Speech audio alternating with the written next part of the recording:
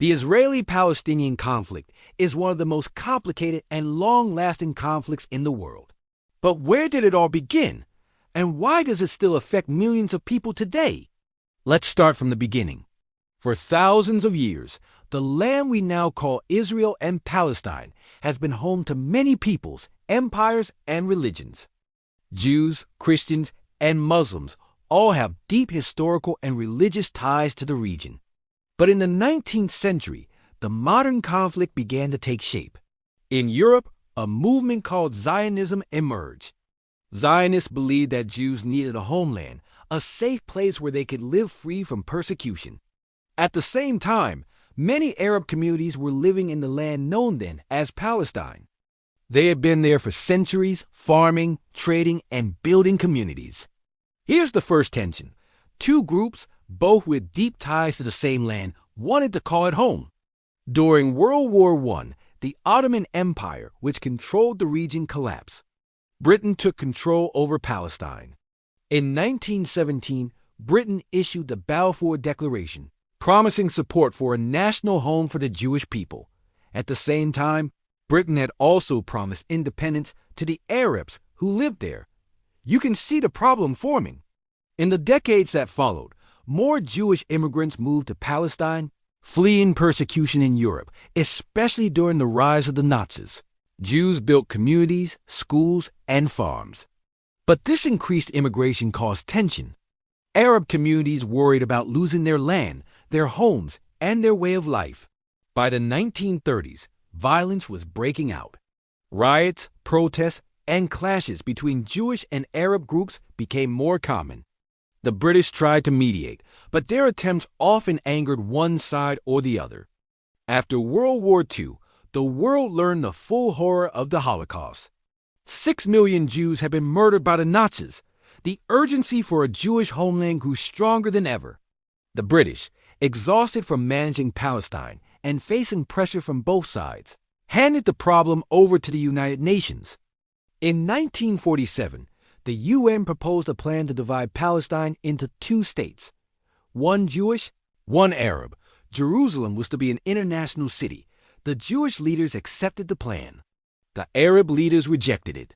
And then, in 1948, Israel declared independence. Immediately, neighboring Arab countries attacked. This was the first Arab-Israeli war. Hundreds of thousands of Palestinians fled or were forced from their homes. They call this event the Nakba, or catastrophe. The war ended in 1949 with armistice agreements. Israel controlled more land than the UN had originally planned. The West Bank went to Jordan, and the Gaza Strip went to Egypt.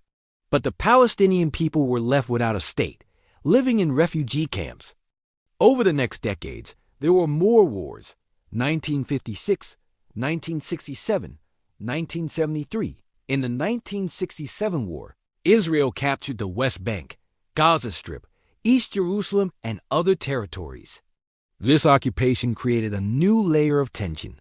Palestinians wanted to return to their land, while Israel sought security and recognition. Peace efforts have come and gone. The Oslo Accords in the 1990s promised hope, creating limited self-rule for Palestinians in parts of the West Bank and Gaza. But violence, mistrust, and political disputes prevented a lasting peace. Today, the conflict continues. Israel is a recognized state with a strong military. Palestinians live in the West Bank and Gaza, many still in refugee camps. Settlements, borders, and Jerusalem remain points of tension. And the international community is divided on how to resolve the conflict. The Israeli-Palestinian conflict is not just about land. It's about identity, history, security, and survival. Both sides have deep narratives of suffering, hope, and injustice. And both want to be heard, both want to live safely, and both want a homeland. So, what lessons can we take from this history? Understanding the conflict's roots is the first step toward dialogue. Recognizing each side's stories, fears, and aspirations is essential. And realizing that history is long, but it doesn't have to repeat itself, might be the only way forward. The story isn't over. Every negotiation, every protest, every act of violence, and every act of hope adds another chapter.